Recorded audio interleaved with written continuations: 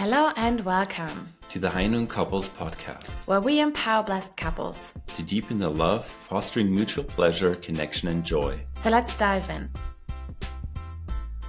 Welcome back to the Heinun Couples Podcast. Today, we are excited to introduce Stephen Stacey from the UK.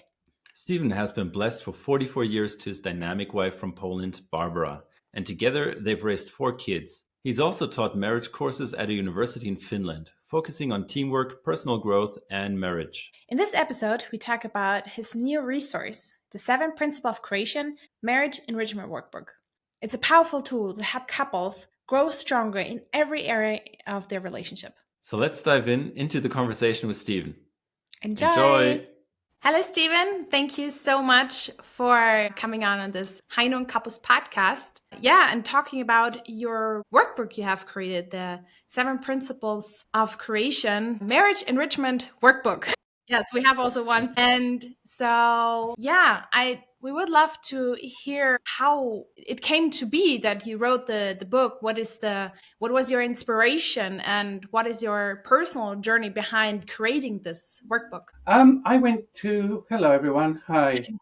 I'm in England, sunny England. I went to Finland a long time ago to raise our children. And I thought, well, what can I do to help Finland? I thought, well, they do everything so well, but their marriages struggle. So I was into personal development. I was kind of interested in that field. I had a position at a university in business school on developing yourself.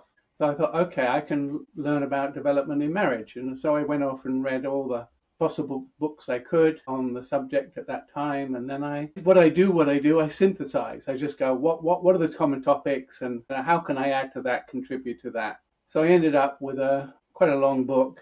Took me 6 months to write. My poor wife we had young children, I was buried in my room trying to do this. And so I wrote this book, and I didn't connect it at all to the principle. I just said, well, this is what the people in the marriage world are talking about at that time. And anyway, I went to teach a seminar on marriage education in Moscow. So to get there, I went by bus, overnight bus. And about 3:00 in the morning, a voice came to me, very strong, woke me up. And basically, I don't know what this voice comes to me occasionally, and it always says, "You miserable worm." That's you miserable worm. That's the context I always hear every time I get this voice. Don't you realize that everything you wrote in your book is in the principle of creation, or the divine principle, the book? And anyway, I taught my seminar, but that sentence stayed, It was a very powerful sentence, and I went back home. I said, what does that mean? And then I thought, well, I'll rearrange my books and have a look and see if I rearrange it and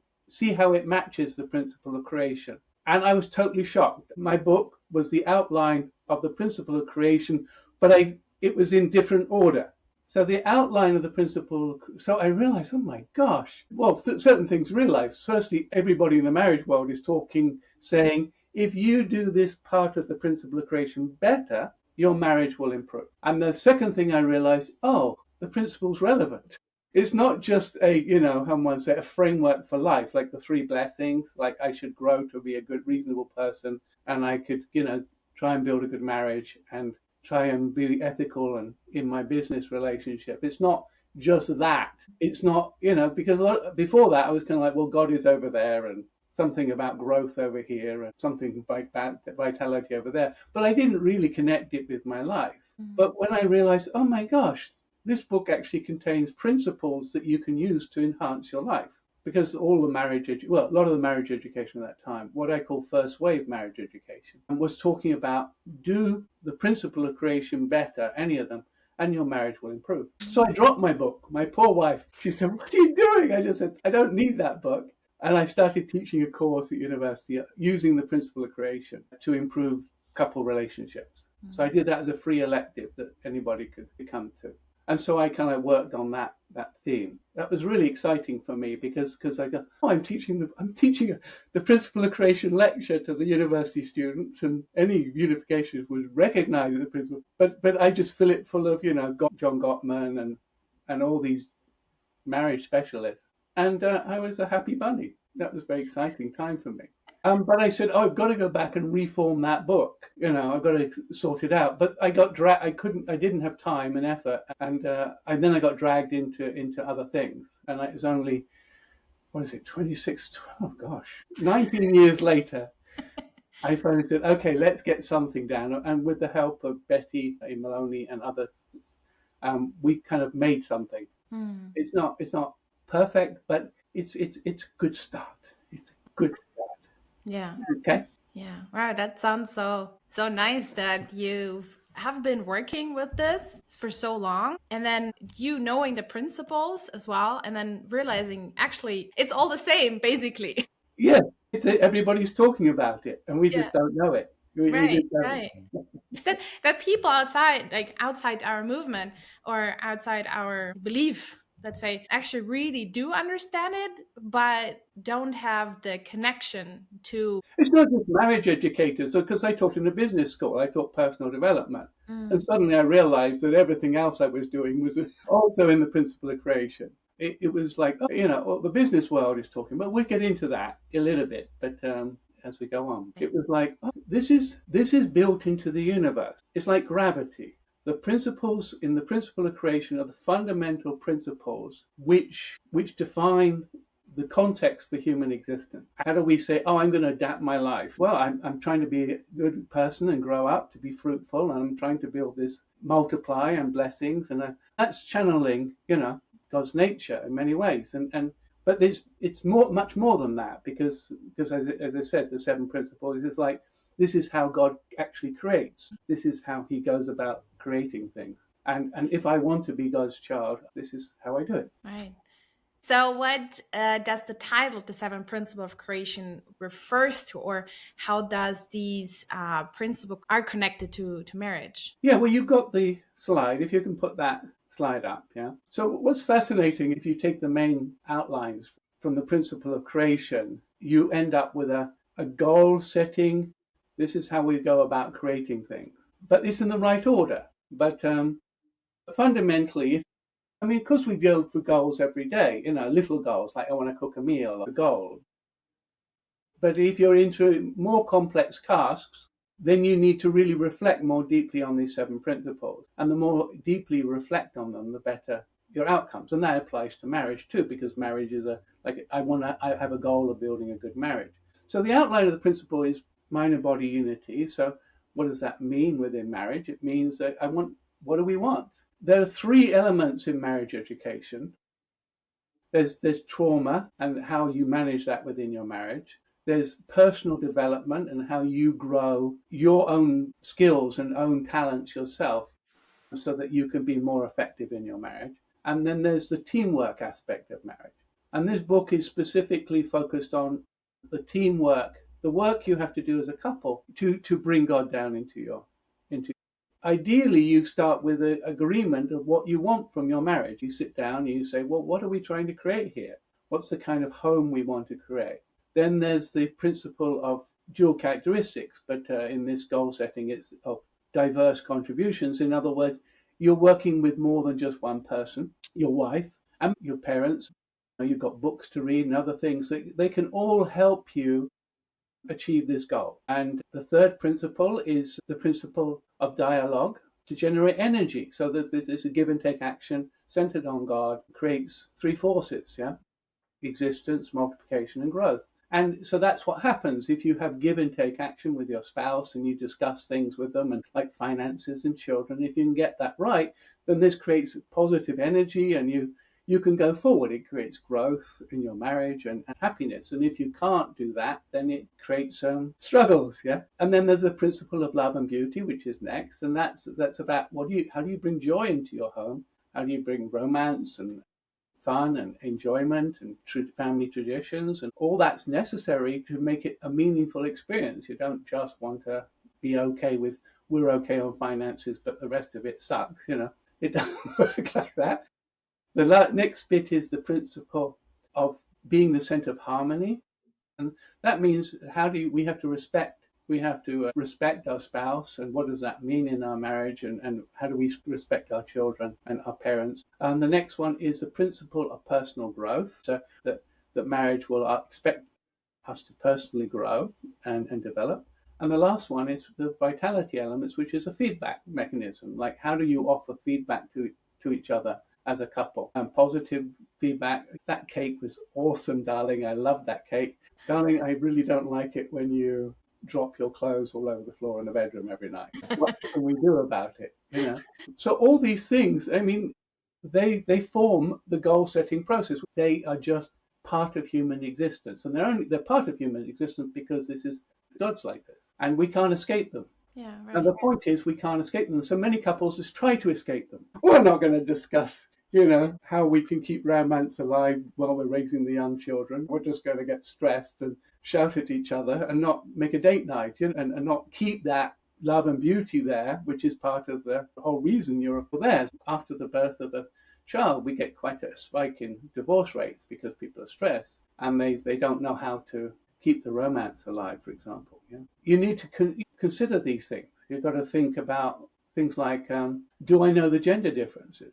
So the book has a nice chapter on the gender differences, and you can talk, discuss and talk, and does this apply to us? And that's why you do that. That's why you get more stress than I do.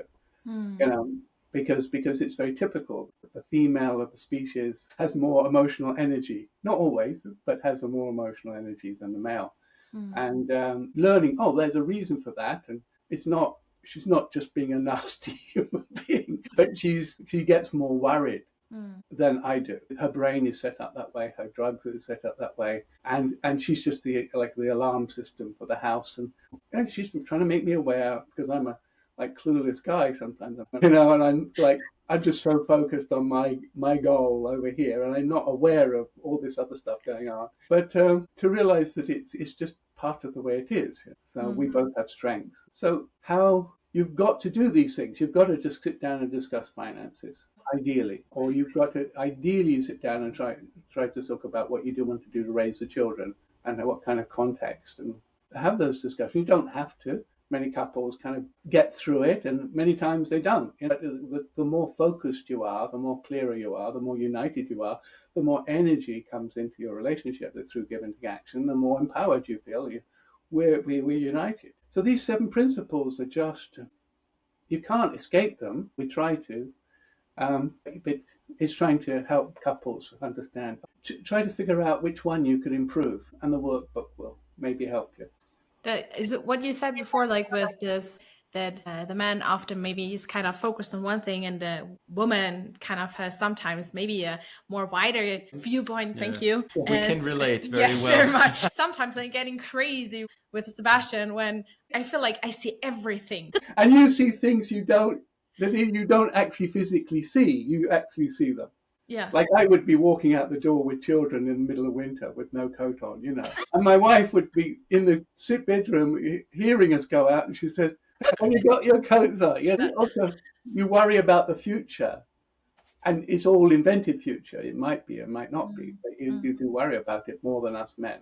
So it comes out, and that's natural. It's okay. Wow. Well, Stephen, thank you so much. And I think it's so motivating that you've brought the principle into universities, right?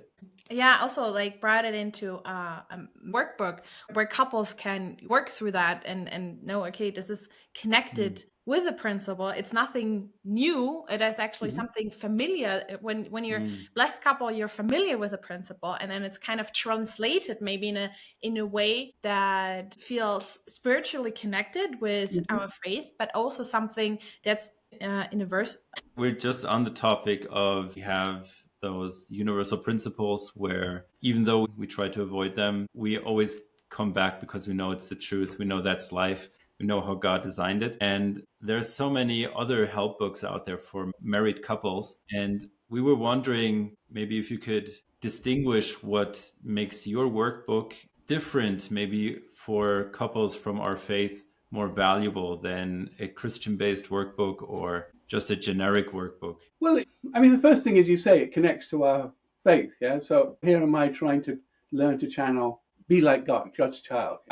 You can't, and realizing you can't escape this. It's just, as you go through the workbook, it covers pretty much everything in what I call first wave marriage education. So you can take any of those topics, and you can go off and find books more deeply reference to each of those topics. So, you've got Mars and Venus for dual characteristics, or got quite a few books on communication for couples, so that's give and take action, and others on dating. But you can take those. So this book is specifically more to get couples to talk. If they want to talk and try to solve it for themselves, how can they come to some unity on that basis? So it's got some dialogue support chapters. It's really up to you whether you say, look, we don't seem to be working together so well on this area. We're not romancing it properly, or the respect seems to be lacking, or whatever it is.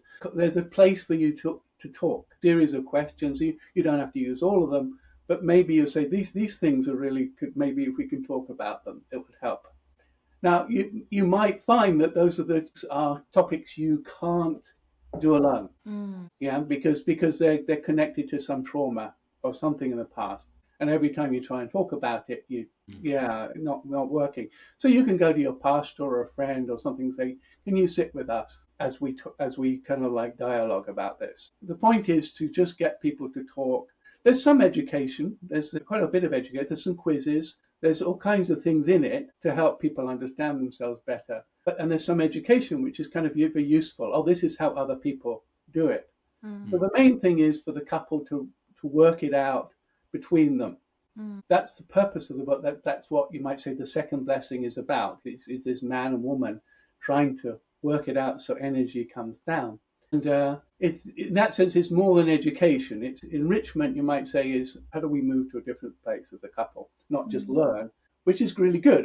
But this is more of how can we help the couple sit down and talk about and learn and move forward and make a decision and things like that. So as I said, there's some helpful tools to get couples to talk, and you can always go to somebody, hopefully. But this is serious business. This is your main chance in life to build a lasting, loving relationship. And there are stressful times and difficult moments, and you don't want to lose it just because of something that's going wrong now, which maybe is fixable, within the next 4 months or 8 months, or through some discussions. You don't want to lose that precious dream over a few things that might be fixed, with support. Right. Yeah.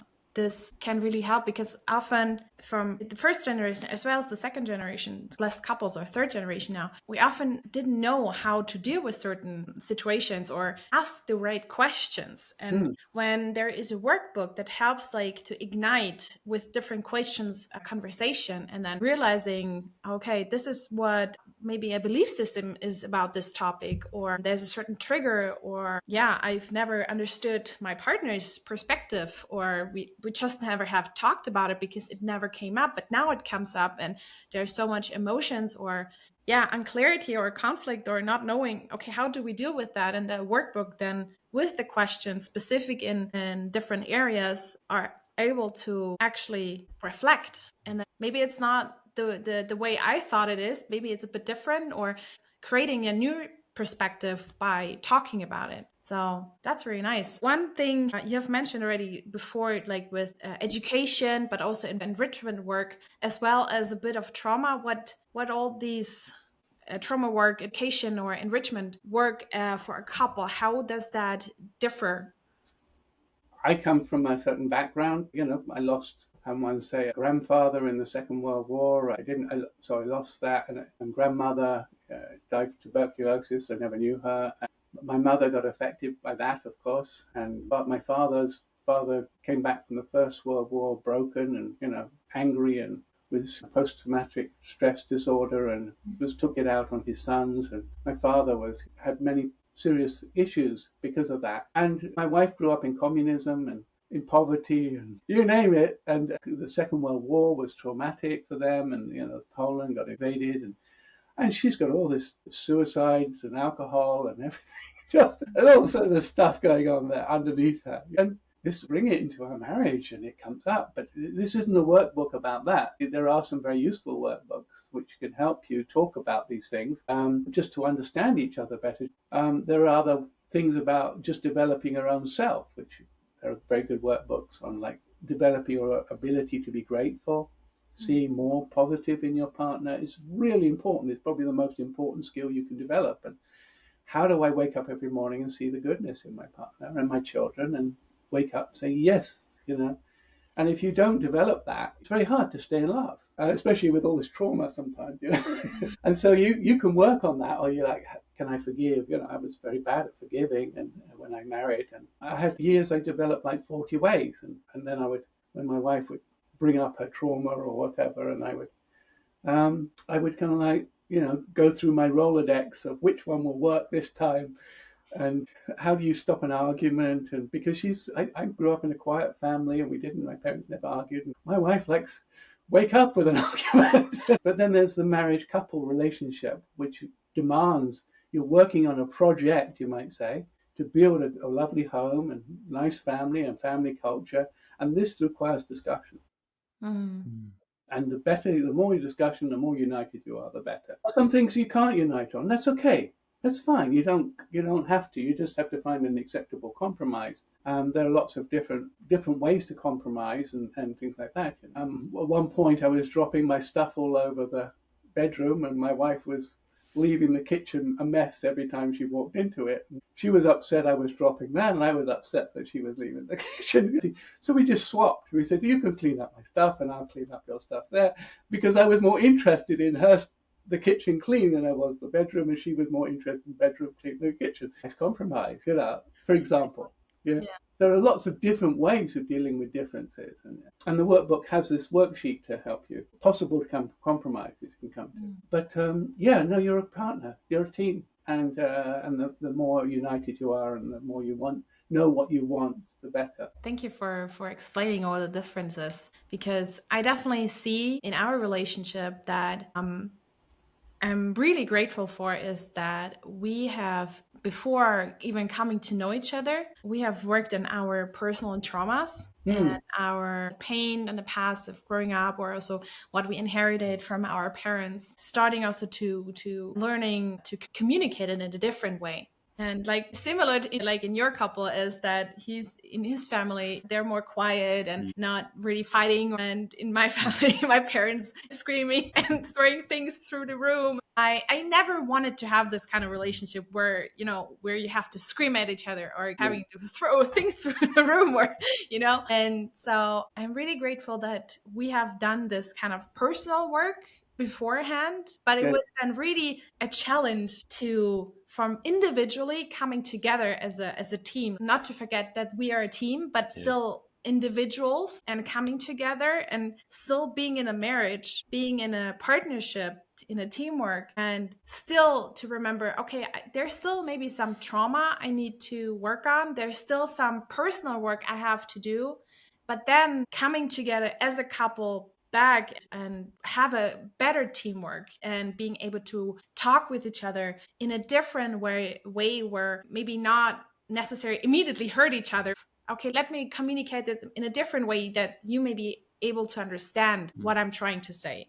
Like with safe conversation, we have just recently did a course for 2 hours, and that was really helpful, because we felt that, this is something is kind of missing, this of a way of communication where we both feel understood and where there's not certain information is missing.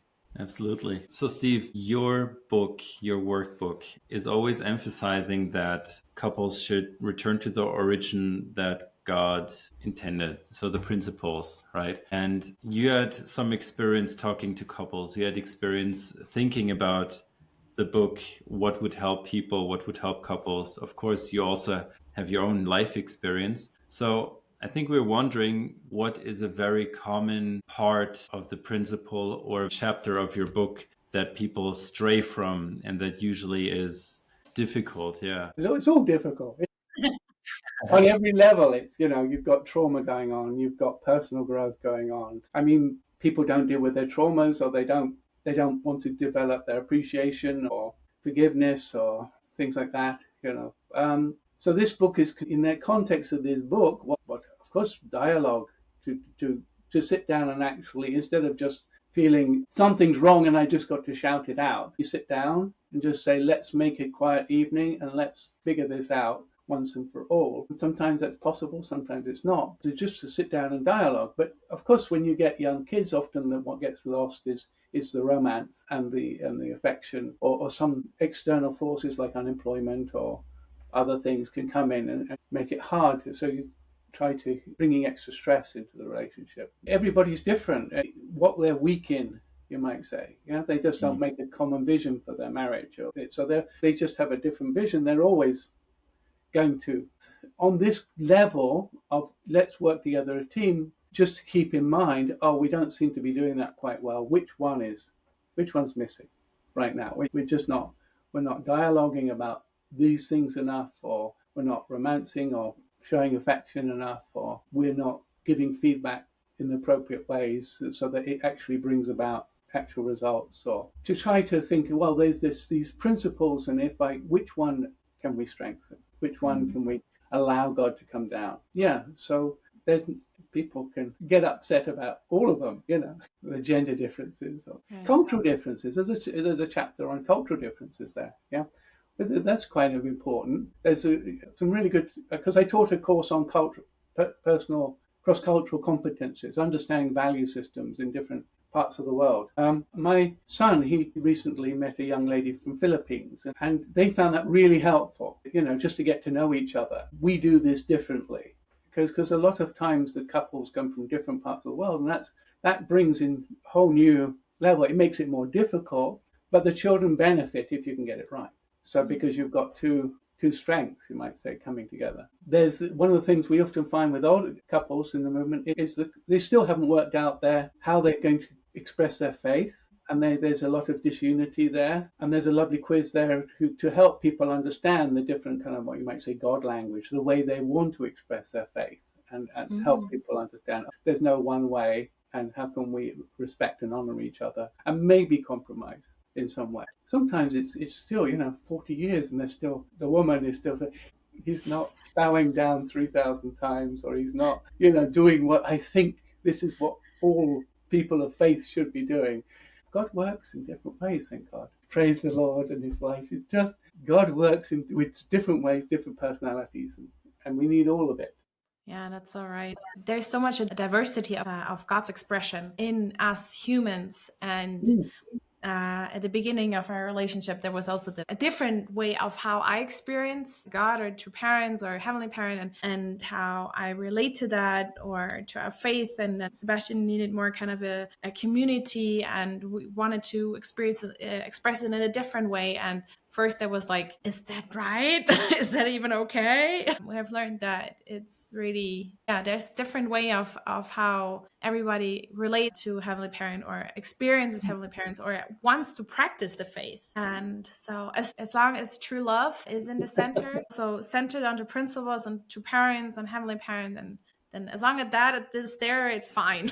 So I have experienced that in some couples, that one of the couple really feels like stuck and sees, there is something we need to work on as a couple, but the other one is not really wanting to, or doesn't see the necessity. So how can the workbook help the person who wants to move forward, and to encourage the other person who maybe doesn't see it so much? That's a challenge. I mean, you can do an awesome amount just by yourself in your marriage. Yeah, you can work on your own trauma. You can work on your own abilities and skills, and get better responses from other people. If you're a teacher, and you can develop your own teaching class management systems and teaching skills, your children can respond to that in a positive way. And it's the same as a boss who updates his own persona, his level of fruitfulness, and everybody responds better to him, or is more likely to. And a lot of marriage is first about you moving forward. We have this. It's a real problem. We can say, well, a boss can grow, and his workers might respond better, and the same with the teacher. But no, it's him that has to grow. It's my partner. And then things will become better. And we kind of it's the wrong context. The right context is first, if I work on myself, maybe I can I can have better responses. So I mean, just example, many women have a to-do list, which is like, this long. Even if he does one or two, then they just move up the list, and it's never. So many women have that, and they have all kinds of unique ways of expressing those wish lists, and many of them are very feminine, and they're not masculine. And so women get frustrated. How many times do I have to say this, to him? But of course, in his own brain, your husband, beloved husband, he has his own list. And your list is trying to find a way into his list somehow. But you maybe don't know his list because he doesn't say it. But yours is like, you've got to say it and it's got to come out. And women do that. It's very ineffective. But you can go off and you can learn all kinds of other ways, and especially learn about men's brains and how they work better and things like that. And you can think about office systems and how men are given tasks within office systems, and you can maybe change your habits, and you get a completely different response from him. Yeah. So there's I tell my wife, if you put a little list by the side of my computer somewhere like that, and of your 5 most important things and a due by date, and how important it is to you, like 9 out of 10 or 4 out of 10, but still I'd like it done by this date. Then when I want a break, I might go, okay, I'll go. I can fit that in. I can do that. I can fix that door, do that. Like a man in an office, he's got a schedule on. Okay, it's a more masculine way of getting at a. It's not the best way to relate with most males. I mean, of course, some men just don't respond at all. They just don't care, and that's very sad. But if he's a reasonable human being, and he's going to work and he's achieving things, well, then he knows how a schedule works, and he goes, okay, I can fit that in. Or you can do all kinds of things, like you have a cleaning night. You can just say, let's every week have a cleaning night, and let's agree that, and then he gets involved too, and you don't have to, and then you can kind of like get a few of the things done in that. Or I tell my wife, if you come up and you sit next to me and just snuggle up and you chew my ear, if you said, go and swim the Atlantic, okay, for this woman, and she's never done it. She says, why should I bend to that level to get something done? But I tell you, it works, it's really effective. So it just developing yourself so that you can get better responses is the natural way to go. Yeah. Like my wife has a lot of trauma about money. She grew up in poverty. I don't have the same traumas in sense. I just believe if I'm good enough, money will come. I just have always had that. I can do this. It's not a problem. I've never worried about money, but she worries about it all the time. And if we would discuss, it would always come up with her traumas, and always like it was really hard. So that was, trying to find a solution. It took us a long time to find that solution. And because we always had a joint bank account, we're a unified couple. And I just gave her own bank account, and I gave half the money, and I just said, it's yours, go on. And after that, she was like, I'm stable now. I have something substantial, and I don't have to worry. And our discussions suddenly became every month we could sit down and discuss how her money's doing and how my money's doing. And I was like, what the heck? Is it that easy? I had this really deluded concept that having a joint bank account was like the right way. So we don't break down costs like some couples. You pay half the rent, and no, we don't do that. We're not that kind of couple. But we just try and make sure that we have equal at the end of the day. So I might spend everything, and then she might contribute, like that, and make sure we just balance. She's a happy bunny. It's amazing the transformation, considering what was before. Right. Yeah. So sometimes it's a teamwork effort, and you've got to find that solution. You've got to find that outcome. But sometimes, a lot of times, it's just you improving who you are, the way you communicate, for example, the time you communicate. Yeah. He's in the middle of, the sports and, the cup final and something like that. And you're trying to talk to him about the children's needs. And, like, what? It's not going to happen, Just finding the right moment and approaching it the right way. And would you mind I talk about this is important to me? And just sitting down and doing it calmly. It's often can be even just that. Because every time she's approached before, it's like, it's more intense. I think there's lots and lots of things individuals can do to ensure that things flow better. And it's a matter of learning those things. And you can do that by reading a lot. If you read a lot of marriage education books, then you have all this background knowledge, you know. So I like to listen to audiobooks because I'm dyslexic. So it's for me really difficult. I mean, I can do still read, but it's for me, it's really difficult to keep my concentration for a longer time when it's about reading. So, but yeah, I can definitely see that you cannot change anybody. You have to change yourself, or you have to work on yourself, because you have the expectation that someone else's changes over time. It's like, oh yeah, no, it's he gonna change, or kind of. What happened to the book since you published it? I published it in a hurry because of the Blessed Family Department.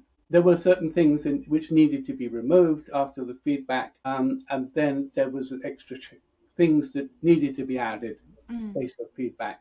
So I didn't push it at all, and then I ended up with publishing problems. They were sending me old versions of the book, and then Easter came, and then I went to Korea. So I just kind of got back my life, and I've got a book that I think is good now. So we're discussing with Betty about how to use it. We have used it in certain of the worksheets within preparation for blessing workshops.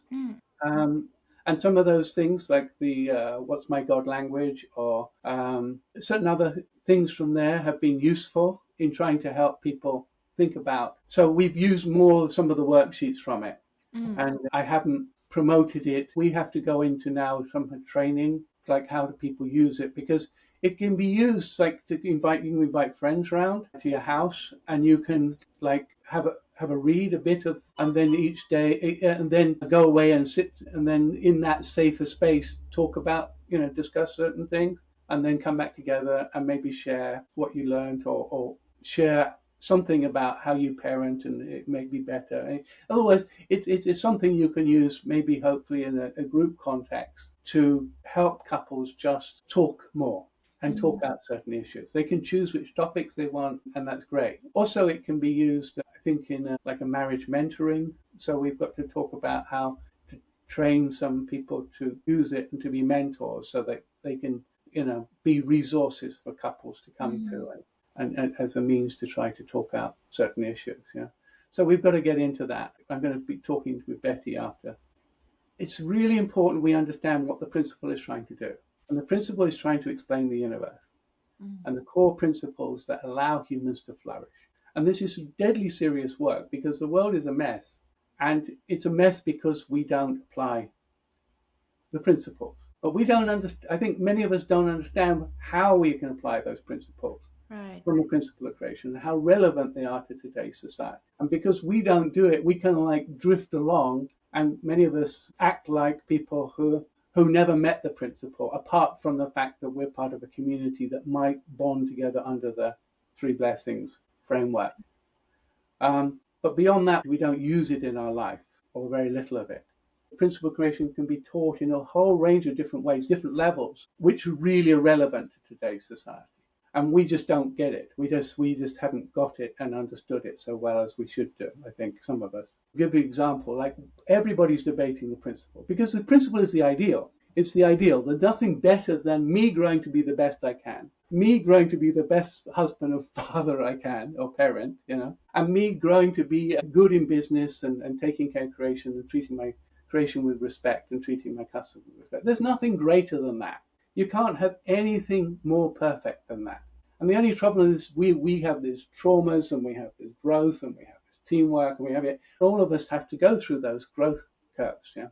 So it's the ideal. Everybody's trying to struggle. How do you build a good society, and how does it work? And the whole political discussions every day. And they're all discussing the principle. But you've got to understand that they're discussing some aspect of the principle of creation, or the fall of man, or something like this. Yeah. And so everybody's talking about how the principle works. How do you generate positive energy? The social welfare system is that ideal? Because give and take action, and both have to give to generate energy. It's not just one person giving. Yeah. So just giving money to people, does that generate positive energy, or does that create long-term harm? So every time you turn on the news, they're talking about some part of the principle of creation, and they're asking, does this work? How does this work? How can we improve it or whatever? Now, businesses typically, either they fail because they don't apply certain things or they do apply. And societies fail the same way. They apply certain principles and they collapse a similar way because they lose that understanding of the principle. And we have it. And if we understand it correctly, we can use it to really enhance our lives. And that's our choice. But the two parents want us all to succeed. And he gave us the principle. I said, there you go. This is how it works. It's up for us to figure it out. Yeah. Stephen, do you recommend couples to work through the book like within half a year, like every day? No. How do you intend it to be? I think it's intended for a book you sit on your shelf and you say, when you come along a struggle, you can go, let's sit down with this moment and let's look at this topic in the book. We don't seem to agree on children or finances or dating or whatever. Let's just have a discussion and try to work it out. You can go through the first bit of it and do an analysis. There's of which parts of the principle of creation you seem to be good at in your marriage and which parts you're struggling with. And you can, at that point say, let's work on this one or two. I wouldn't do more than that, you might say, at one time, just to see how you can up your game in some area. It's not intended to be a crash course, but you can use it as a crash course if you've got some support. If you've got, somebody, and you go back every week and for an hour and a half or so, and you just work through some key issues, which depends how much stuff you've got hanging around. But ideally, it's just like, it's one of those books. Ideally, hopefully, it sits on your shelf and you go, we seem to be missing something here. Where do we get it? Yeah. And also you can use it for outreach. I feel like a movement, how it could develop better is if couples have resources to reach out to friends and things like that. We seem to be limited in what we can offer. And we go off and we try the marriage course and we some people have done that or whatever. But I just felt, this is maybe a resource for couples to outreach with if they want to. Something like this. I really enjoyed how you said, or at least how I received it, was that with the principle of creation, with the workbook, and how the principle of creation is seen everywhere in society. And it's the same for us as blessed families. We do have the principles. We have the principle of creation. We have a deeper understanding of certain things, how they work. But there's still the 5% we do have to fulfill. And without that, it's not going to work. And I can really see in our marriage, in our relationship, that as long as we both really take responsibility for the action we do or don't do or whatever, then we are able to move forward and creating a great relationship where I feel like also Heavenly Parent wants to be, and where we are able to invite Heavenly Parent, and not something where actually it's not working great, so where's Heavenly Parent, where's God? But yeah, it's my responsibility, it's my 5% on taking what we have and learn from that. And it's really great to have this workbook you created, because it is connected to the principle. It is because sometimes hearing in SDF or in workshops about the principles, and then sometimes it's difficult to finding a way, okay, how do I use that now in my daily life? How do I practice that? And sometimes this mind-body unity, it feels so out of range. It's so difficult to get up at 4 a.m. in the morning or then not to take the chocolate or have this unity and then feeling, I'm never getting there anyways. It feels that this book, a practical way to go in the different ways of the principle of creation and then being able to take responsibility. I think it's very important what you said there, to take responsibility. Yeah, you've got one life. Yes. Yeah. And you can make from it what you like. Yeah. If you take the 7 Habits of Highly Effective People, for example. Yeah. Have you read that book? He did. Yeah. And this guy, he took some of the principles of creation and he built a multi-million, $100 million company out of it just by clarifying some parts of the principle of creation. That's all he did. So if you read the 7 principles, 6 of them are like, begin with the end in mind and body unity, about communication, like listen first and, et cetera, and dialogue and things like that, give and take action. But just looking at more deeply at some aspect, yeah. And so all he did was, once you understand the principle, everybody's talking about the principle, and you take any successful book in marriage education or business or whatever, you can find it somewhere. You just got to do the work to find it somewhere. So it is just up to you. Once you understand the skeleton, once you understand, oh, this everybody's talking about the principle, where does it fit? You can always ask that question. This book I'm reading, it's not a novel, but if a self-help book or parenting book, where does it fit here? Which aspect am I trying to look at here? Like you've got a skeleton to put it all on. Because many women have read, 2,000 cosmopolitan or women's books or magazines with loads of tips. How to love your husband, how to be it. But they don't have a skeleton, so it just becomes tips, and they go it just goes in one ear and comes out the other. But if you've got a good skeleton, which is the principle, 7 principles, then I can add to that this dialogue. How does it work? How can we communicate better so that, or how do we romance better and bring beauty in? Then it gives you a framework to build upon. And that's really valuable. That's like a model, and you can work on it. You can take with you wherever you go, and you can take it into your work exactly the same. How is our department doing this? Do we have a clear vision? Have we got the right people? Are we having the right communication structures? Is there enough beauty and joy in what we're doing and the product we're producing? Are we respecting people? What do we have to grow to get this there? And how do we set us up a feedback loop so that we know, and this goes everywhere with you. And you just go, oh, I'm a much more competent person now because I know what works and what doesn't. Right. And this is brilliant. It's the same with parenting. It's exactly the same. If you embrace this and say, this is how God creates, and I want to be God's child, and then you have a head start on everybody else. I do. Okay. Yeah. Wow. Thank you so much. It was so interesting on the different ways you talked about the 7 principles of creation and how it is applied everywhere where we look, and when we open the news or the television or going to work or trying to work on our skills or whatever, they're everywhere. So yeah, thank you so much for your time. Yes, putting in the work and making that available for everyone. Anyway, be strong. Go forward. Embrace the principle. I do. Yes, we will. Thank you so Steve. much. Thank you so much. Good luck.